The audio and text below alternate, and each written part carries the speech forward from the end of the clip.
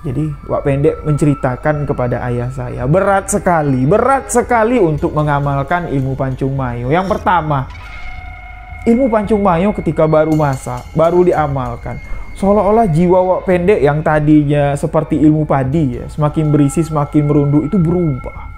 Jiwa mudanya itu bergejolak. Dia ingin membuktikan ilmu Pancung Mayo, dia ingin mengetes ilmu Pancung Mayo. Benar nggak? Ilmu Pancung Mayo ini sakti sesakti-saktinya, dapat membunuh tanpa menyentuh.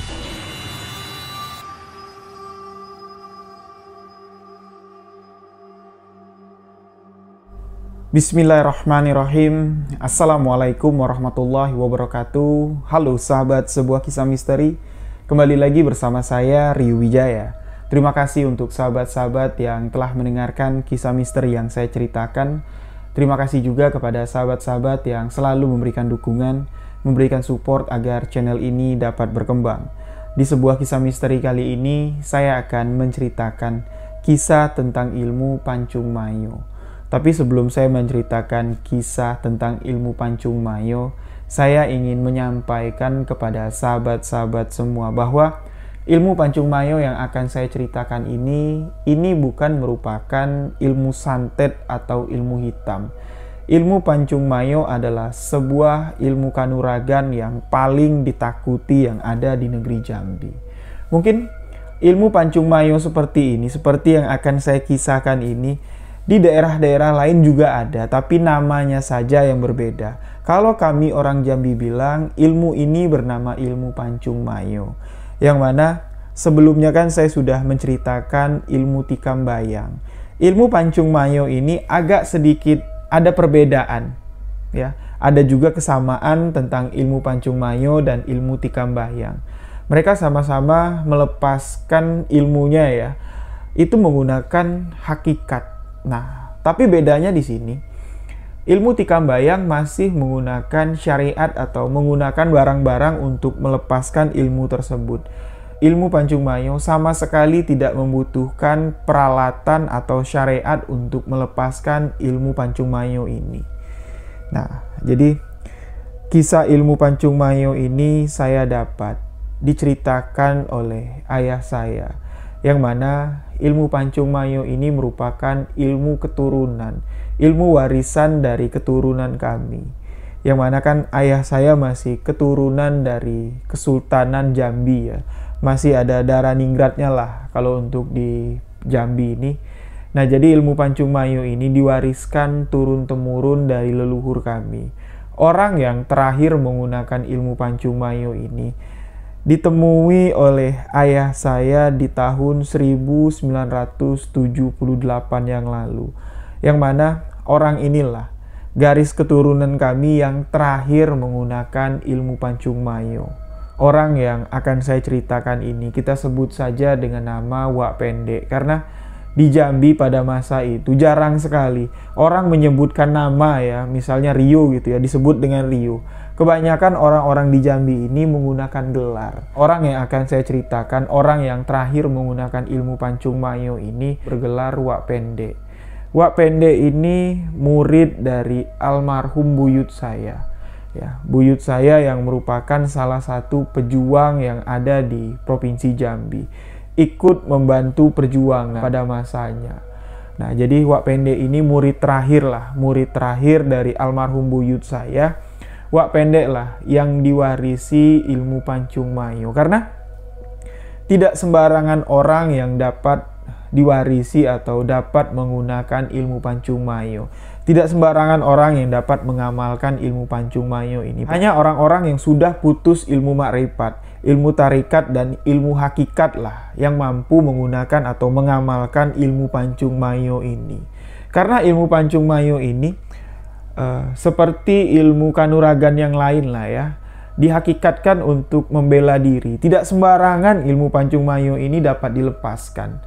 Nah, untuk ilmu-ilmu kanuragan yang ada di negeri Jambi, dikenal memang negeri Jambi ini masih banyak sekali menyimpan misteri-misteri tentang ilmu kanuragan. Karena Provinsi Jambi atau negeri Jambi salah satu provinsi atau wilayah yang paling lama ya, baru bisa ditaklukkan oleh penjajah Belanda. Ya, kalau nggak banyak pengkhianat di negeri Jambi pada saat itu, mungkin Jambi ya boleh dikatakan nggak bakal tersentuh lah dengan penjajahan Belanda. Contohnya, satu jembatan yang ada di depan rumah saya, jembatan penghubung antara Muaro Jambi ya, kalau sekarang ini Muaro Jambi, Desa Pijoan, untuk berhubungan dengan daerah seberang yang sekarang sudah menjadi wilayah Batanghari. Pada zaman penjajahan Belanda, jembatan yang ada di depan rumah saya ini sama sekali tidak terlihat oleh pasukan Belanda. Sedangkan jembatan-jembatan lain yang ada di daerah Jambi itu sudah hancur, dibom sama Belanda melalui udara ya. Pakai pesawat dijatuhi bom. Tapi cuman satu jembatan yang ada di Provinsi Jambi ini yang nggak hancur, yaitu jembatan Pijoan yang sekarang berada tepat di hadapan rumah saya. Karena memang Pijoan ini memiliki kisah misteri yang sangat kental sekali. Pijoan ini seperti dilimuni oleh kekuatan gaib. Pada saat masa penjajahan Belanda, wilayah Pijoan ini seolah-olah tidak terlihat oleh penjajah Belanda. Bahkan pesawat-pesawat tempur itu lalu lalang di atas desa Pijoan ini, tapi jembatan itu sama sekali tidak terlihat. Sedangkan ya, beberapa kilometer lah ya dari daerah Pijoan ini ada namanya Muaro Tembesi. Jembatan yang ada di Muaro Tembesi itu hancur dibom sama Belanda. Karena Belanda ingin memutus akses ya yang ada di Provinsi Jambi. Karena kalau akses itu masih terhubung, masyarakat Jambi bisa membentuk kekuatan untuk mempertahankan wilayahnya. Nah, jadi kita kembali ke cerita tentang Pancung Mayo ini. Pancung Mayo yang dimiliki oleh almarhum ya. Sekarang Wak Pendek sudah meninggal dunia, almarhum Wak Pendek. Ayah saya berkesempatan untuk datang menemui Wak Pendek karena ayah saya ini memang hobi dengan ilmu kanuragan, hobi sekali tentang hal-hal mistis. Ayah saya mencari tahu tentang ilmu Pancung Mayo yang memang notabene ilmu Pancung Mayo ini diwariskan turun-temurun ya dari leluhur kami, dari kakek moyang lah, dari moyang turun terus. Ayah saya bertanya kepada almarhum nenek saya, ilmu Pancung Mayo yang katanya diwarisi oleh keturunan kita kok nggak kedengaran lagi. Nah, almarhum nenek saya mengatakan, kamu ngapain nyari ilmu itu? Nggak usah lah. Zaman sekarang untuk mengamalkan ilmu seperti itu tuh nggak semudah pada zaman dulu lah. Zaman sekarang juga nggak guna. Pakai ilmu kayak gitu tuh nggak guna. Adanya nanti kamu bakal nyalah, bakal salah jalan. Ilmu Pancung Mayo yang kamu tanya, itu merupakan ilmu yang digunakan untuk zaman perang dulu. Digunakan untuk berperang. Kalau sekarang kamu mau perang sama siapa? Tapi ayah saya ini masih kekeh ya, masih mencoba untuk mencari tahu lah. Akhirnya almarhum nenek saya mengatakan, orang yang terakhir mewarisi ilmu Pancung Mayo yang diwarisi oleh buyut kamu itu namanya Wak Pendek. Kalau kamu ingin tahu ya sejarah atau kisah tentang ilmu Pancung Mayo, kamu carilah, kamu datang ke tempat Wak Pendek, mumpung sekarang dia masih hidup. Pada saat itu ketika di tahun 1976, ketika ayah saya datang menemui Wak Pendek, Wak Pendek itu usianya sudah hampir masuk di 80 tahun. Usianya hampir masuk 80 tahun. Sudah tua sekali ayah saya bilang. Tapi ya, Wak Pendek ini karena dia memang seorang pendekar, tubuhnya itu sama sekali nggak terlihat renta. Walaupun matanya udah katarak ya, udah nggak jelas lagi. Dia cuma mengenal orang dari suara. Nah, ayah saya ini kesulitan untuk mencari alamat Wak Pendek. Karena Wak Pendek ini tidak tinggal di kampung. Dia tinggal di tengah-tengah hutan. Untuk mencari informasi Wak Pendek, ayah saya mengatakan membutuhkan waktu kurang lebih 4 bulan. Barulah ayah saya ini bertemu dengan Wak Pendek, bisa mendatangi Wak Pendek di pondoknya yang ada di tengah hutan. Karena Wak Pendek ini dari usia 28 tahun dia bilang sampai di usianya yang hampir masuk 80 tahun. Wak Pendek ini nggak pernah balik ke kampung lagi. Dia tinggal seorang diri, sebatang kara di tengah hutan. Walaupun usianya sudah hampir masuk 80 tahun, matanya sudah katarak, Wak Pendek tetap tidak mau masuk ke dalam desa. Jadi ayah saya bertemu lah ya dengan cucu keponaan lah jatuhnya dengan Wak Pendek ini, karena Wak Pendek ini dia sama sekali tidak menikah. dia sama sekali tidak memiliki keturunan. Jadi adik dari Wak Pendek ini memiliki anak, memiliki cucu. Nah, cucu dari adik Wak Pendek inilah yang bertemu dengan ayah saya, mengantarkan ayah saya ke pondok Wak Pendek yang ada di tengah-tengah hutan. Sesampainya di pondok Wak Pendek ini nggak kenal lah sama ayah saya. Bertanya, kamu ini siapa? Ngapain kamu datang ke sini?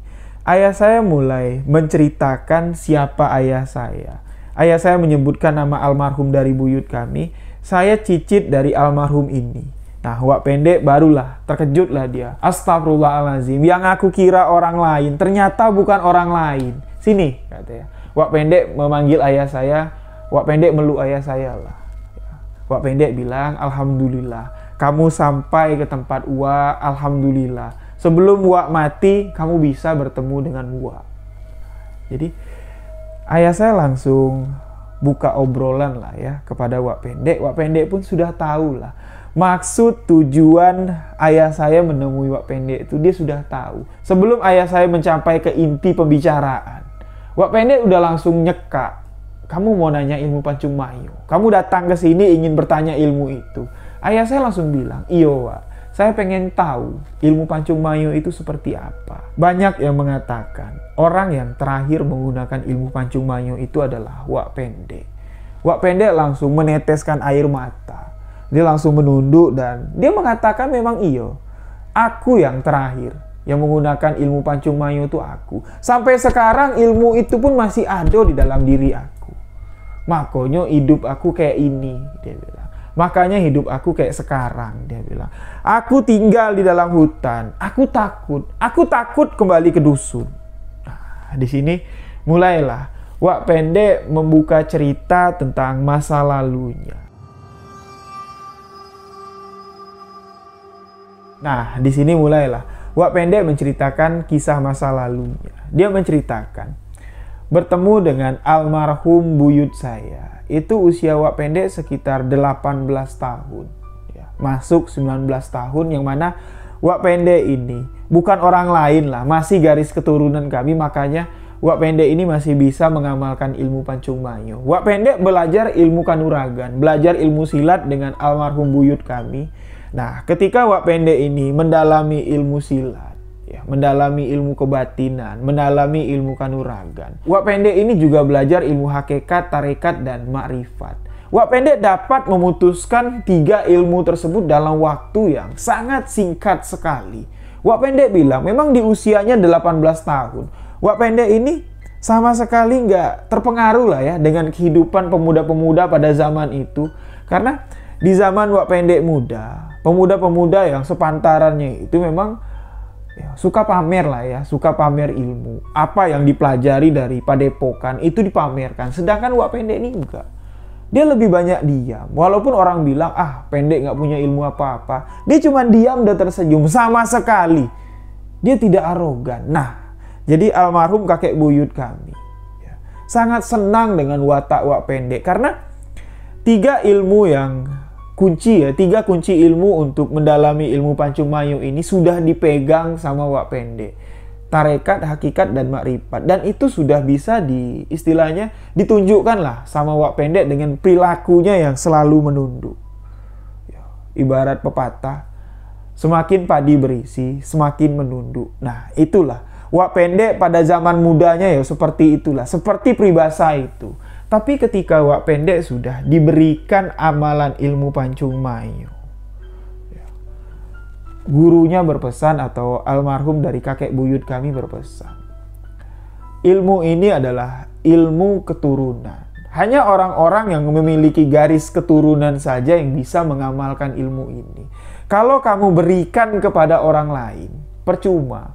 Setahun, 2 tahun, 3 tahun, bahkan seumur hidup dia mengamalkan ilmu ini, ilmu Pancung Mayu tidak akan berlaku. Karena tidak ada garis darah, tidak ada garis keturunan. Tapi kalau ilmu ini memang berjodoh dengan kamu, dalam waktu 41 hari, ilmu Pancung Mayu ini akan masuk, akan meresap dan jadi di dalam diri kamu. Wak Pendek pun mulai mengamalkan amalan dari ilmu Pancung Mayu, mendalami hakikatnya dan memutuskan makrifatnya untuk memasakkan ilmu Pancung Mayu. Dan terakhir, pesan dari gurunya atau almarhum dari buyut kami mengatakan, "Dek, ingat, ilmu Pancung Mayo ini adalah ilmu keturunan. Kalau nanti suatu hari nanti ada garis keturunan kamu atau garis keturunan leluhur kita datang kepada kamu ingin menanyakan ilmu Pancung Mayo ini, jangan langsung kamu katakan ilmu itu ada. Kamu tes dulu. Kamu tes dengan 3 tingkatan. Pertama, kamu tes hakikatnya. Sampai kemana dia mendalami ilmu hakikat. Yang kedua, kamu tes ilmu makrifat. Sampai kemana dia mendalami ilmu makrifat. Dan yang terakhir, kamu harus mengujinya. Orang itu hatinya bersih gak? Orang itu memiliki keyakinan gak atas kekuatan dari Allah? Orang itu sombong gak? Kalau orang itu sama sekali tidak mengerti tentang ilmu agama, jangan pernah kamu berikan ilmu Pancung Mayo ini kepada beliau. Walaupun itu adalah anak kamu, walaupun itu adalah cicit saya. Karena sangat berbahaya sekali. Orang yang tidak mendalami ilmu makrifat sangat berbahaya untuk menggunakan atau mengamalkan ilmu Pancung Mayo ini. Dan kamu juga saya ingatkan, ketika ilmu Pancung Mayo ini sudah jadi, sudah masak di dalam diri kamu, kamu ingat, ini adalah ilmu kanuragan. Ini adalah untuk membela diri, bukan untuk menyakiti orang dengan semena-mena. Jadi Wak Pendek menceritakan kepada ayah saya, berat sekali untuk mengamalkan ilmu Pancung Mayo. Yang pertama, ilmu Pancung Mayo ketika baru masak, baru diamalkan, seolah-olah jiwa Wak Pendek yang tadinya seperti ilmu padi ya, semakin berisi, semakin merunduk, itu berubah. Jiwa mudanya itu bergejolak. Dia ingin membuktikan ilmu Pancung Mayo. Dia ingin mengetes ilmu Pancung Mayo. Benar nggak? Ilmu Pancung Mayo ini sakti sesakti-saktinya. Dapat membunuh tanpa menyentuh. Tapi di sini kan Wak Pendek sudah memutuskan 3 kunci ilmu ya. Tarekat, makrifat, dan hakikat.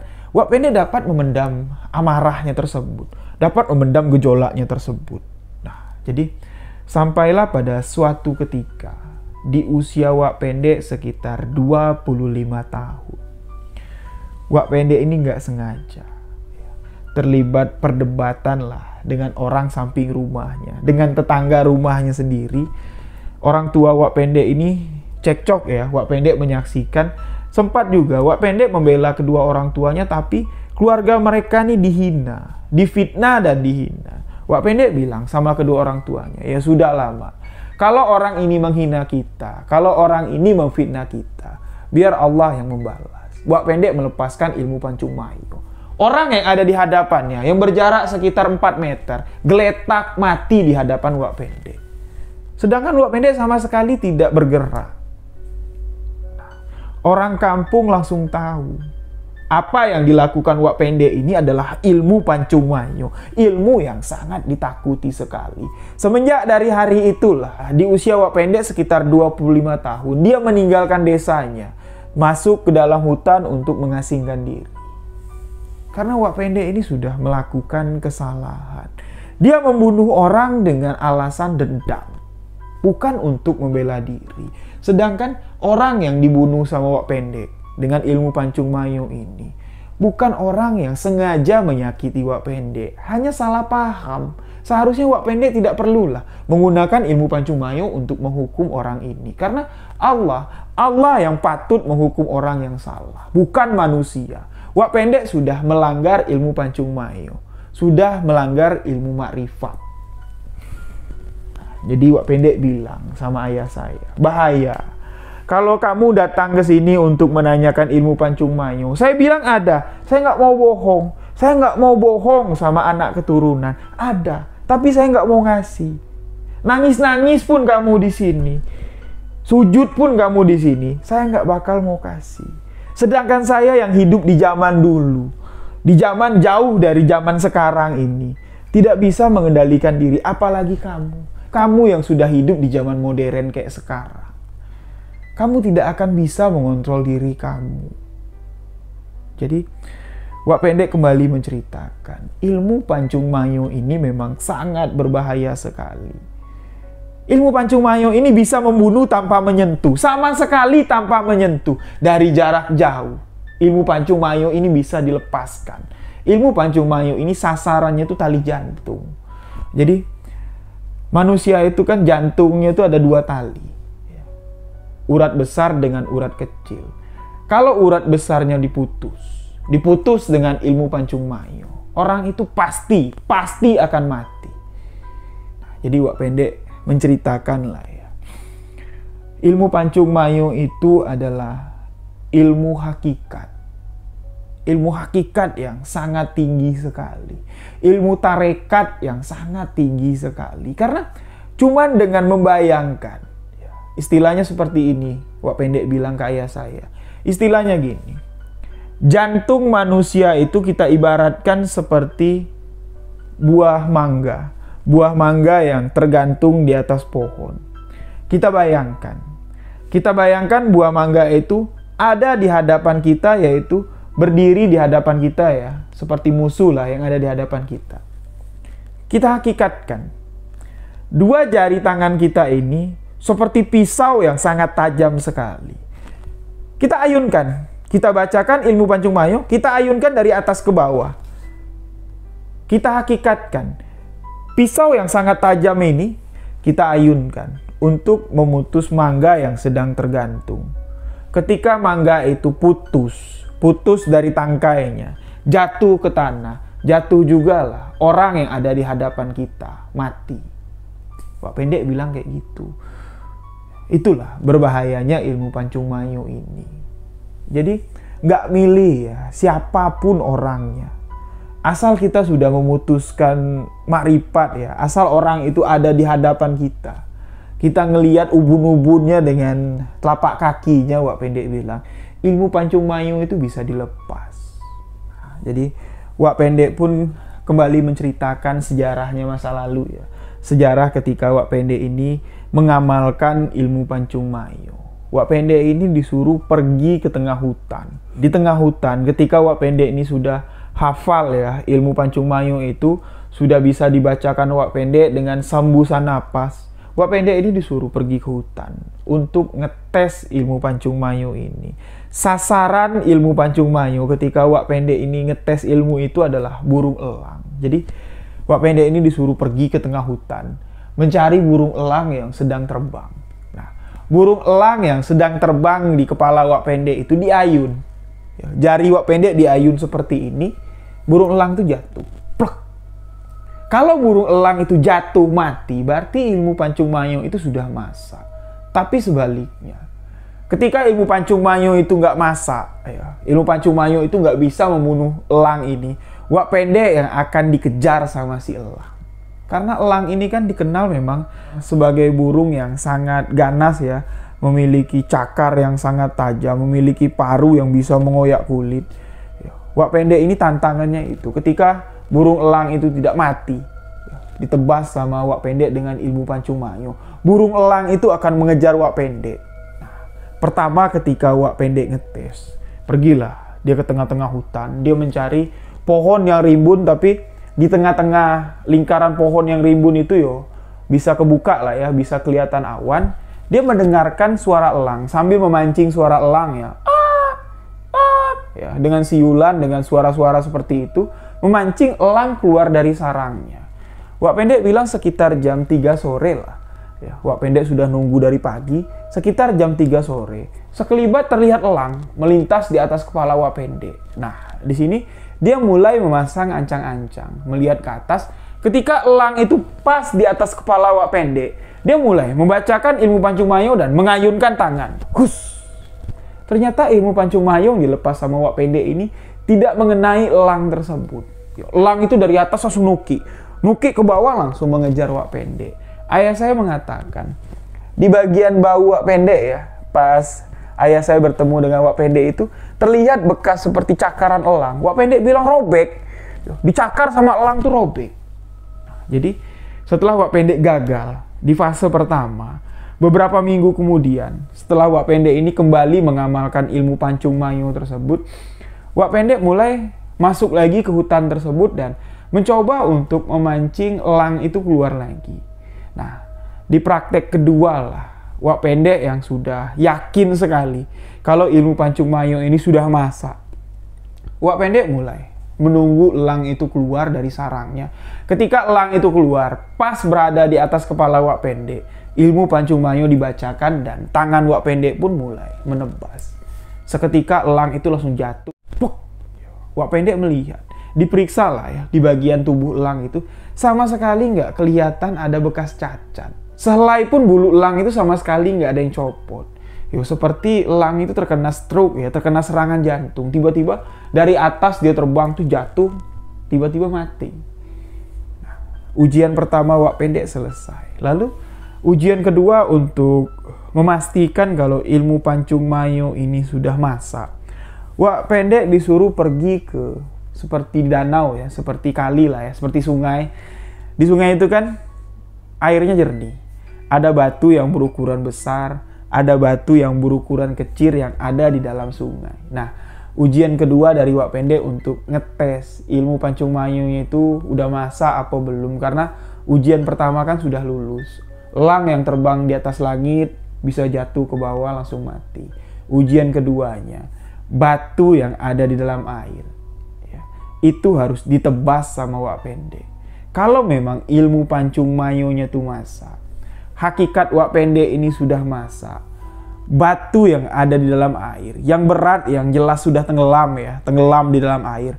Ketika Wak Pendek menebasnya dengan ilmu Pancung Mayo, batu itu akan ngapung. Memang kalau kita pikir dengan akal sehat kan nggak masuk. Nggak mungkin lah. Batu yang jelas-jelas tenggelam di dasar air itu bisa tiba-tiba ngapung.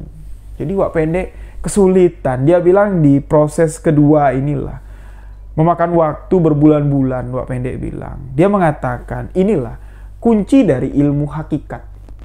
Nah, kita kembali akan membahas tentang hakikat ya. Hakikat itu keyakinan kita. Apa yang kita lihat, itulah barangnya. Seperti Wak Pendek melihat batu itu adalah kapas. Ketika Wak Pendek menebas batu itu harus menjadi kapas. Itulah ilmu hakikat dan dimakrifatkan. Dimakrifatkan itu diputuskan. Apa yang Wak Pendek lihat itu adalah batu. Di makrifat Wak Pendek itu bukan batu lagi. Itu adalah kapas yang bisa mengapung di atas air. Ketika hakikat dan makrifat ini putus, menyatu, apa yang akan terjadi? Terjadilah kun fayakun. Karena itu adalah kunci dari ilmu kebatinan. Ketika Allah berkehendak, batu yang ada di dasar air itu bisa mengapung.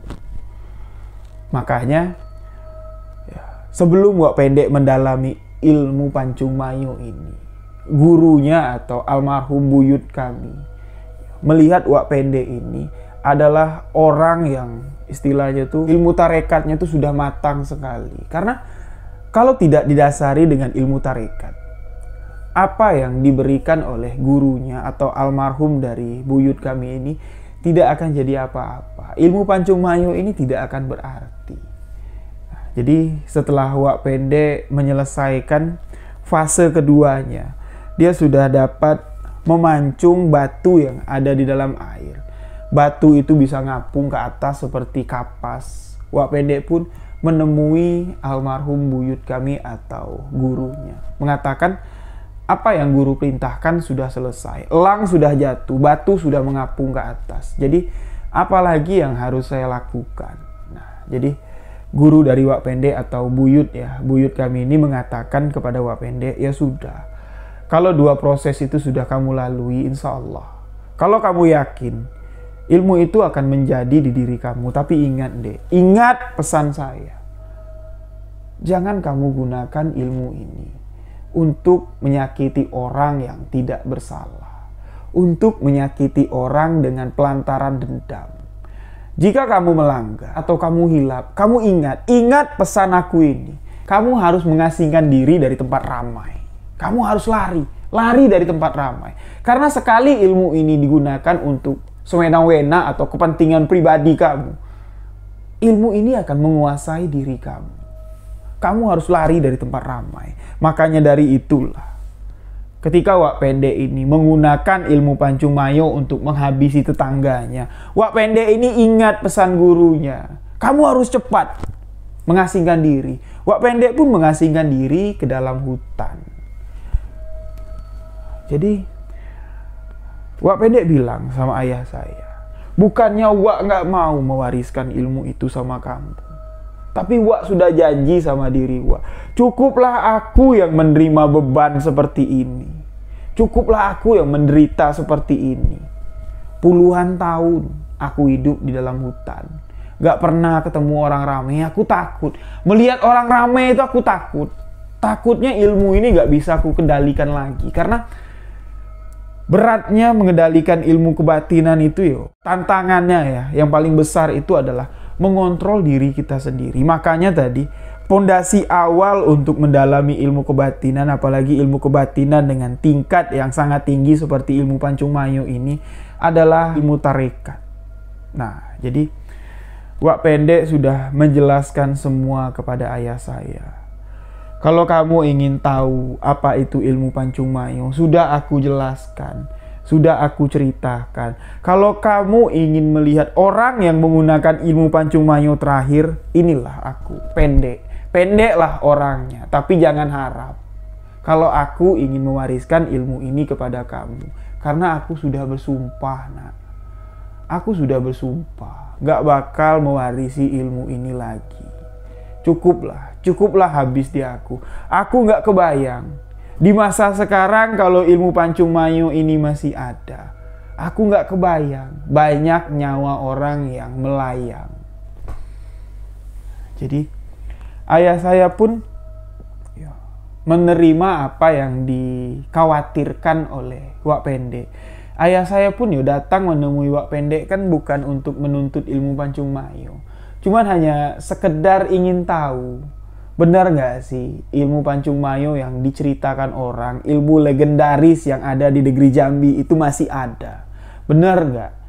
Asal usul ilmu Pancung Mayo itu dari garis keturunan ayah saya atau garis keturunan kami memang ternyata benar. Ayah saya bertemu dengan orang yang terakhir menuntut ilmu Pancung Mayo, yang menuntutnya langsung dari almarhum kakek buyut kami.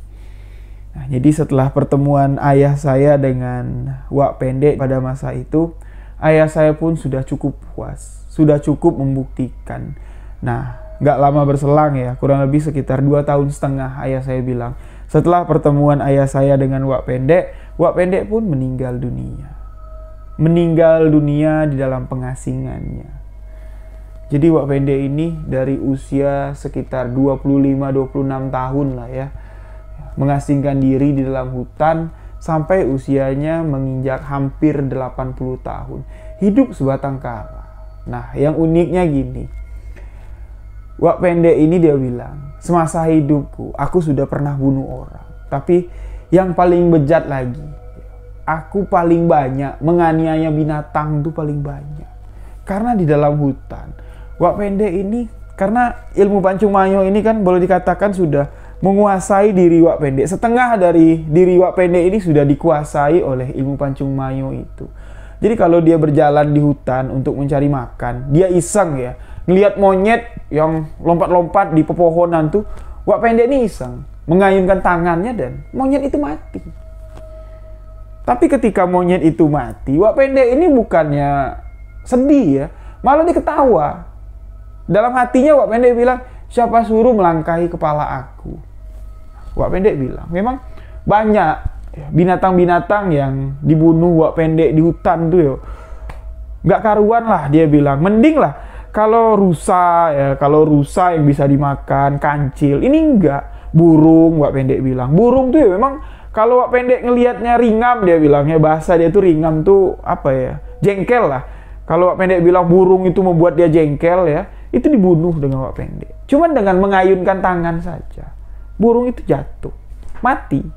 Karena ilmu Pancung Mayo tadi sudah menguasai sebagian dari jiwa Wak Pendek, sebagian dari tubuhnya. Makanya Wak Pendek ini lebih memilih mengasingkan diri di tengah-tengah hutan. Bahkan selama dalam pengasingan, Wak Pendek ini pesan sama keluarganya, kalau nggak penting-penting sekali, kalau nggak ada yang kematian, jangan ada di antara kalian yang datang ke hutan ini untuk menemui aku.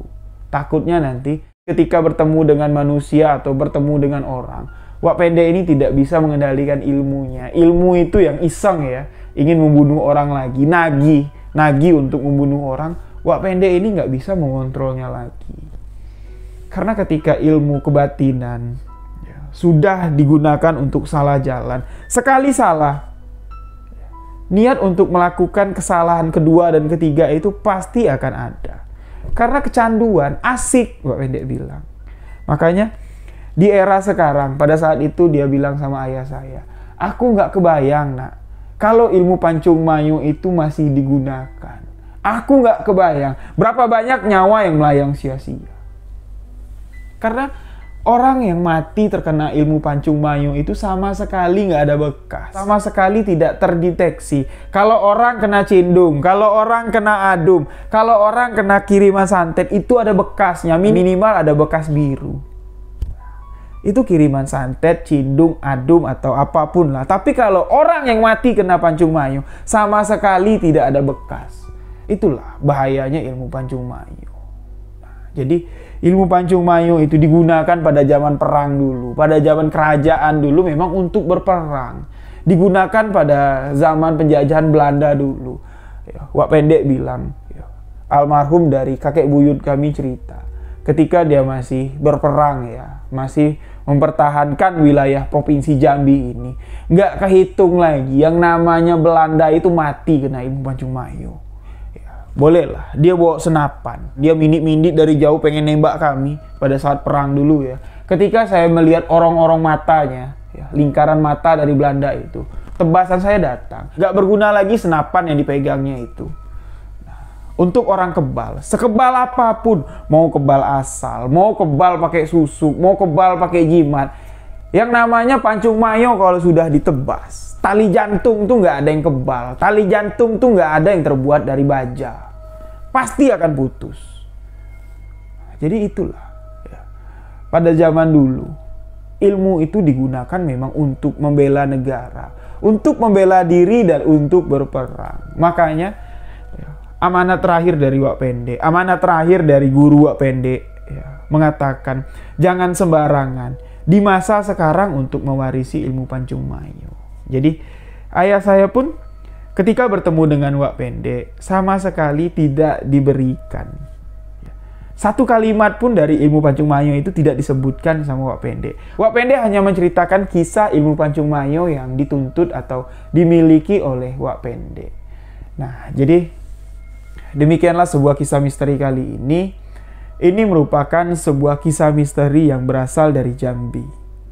Kisah ilmu kanuragan yang ada di Provinsi Jambi. Semoga kisah ini sedikit bisa diambil hikmah dan pelajarannya. Apapun yang kita tanam itulah yang akan kita tuai. Seperti apa yang telah dialami oleh Wak Pendek. Dia telah melanggar sumpah dari gurunya. Wak Pendek pun rela menjalankan hukumannya. Seumur hidup mengasingkan diri di dalam hutan. Nah, jadi lebih baik di zaman sekarang kita mencari ilmu yang bermanfaat untuk diri kita sendiri. Mencari ilmu yang bermanfaat untuk kebaikan kita bersama, kebaikan keluarga kita, kebaikan sahabat-sahabat kita. Jangan lagi berpikir untuk menuntut ilmu-ilmu seperti itu karena zamannya itu sudah berbeda. Orang-orang zaman dulu mendalami ilmu kanuragan seperti ilmu Pancung Mayu, seperti ilmu rawa rontek. Itu kan digunakan memang pada zaman yang tepat sekali, pada zaman penjajahan Belanda. Kalau nggak sakti nggak hidup. Nah, kasar ngomong kayak gitulah. Nah, kalau di zaman sekarang, di tahun 2000-an ini, ilmu seperti itu tuh mau diapain? Mau nunjukin kesaktian, mau cari ribut sama orang. Hukum yang ada di negeri ini sudah berbeda dengan hukum yang ada pada masa dulu.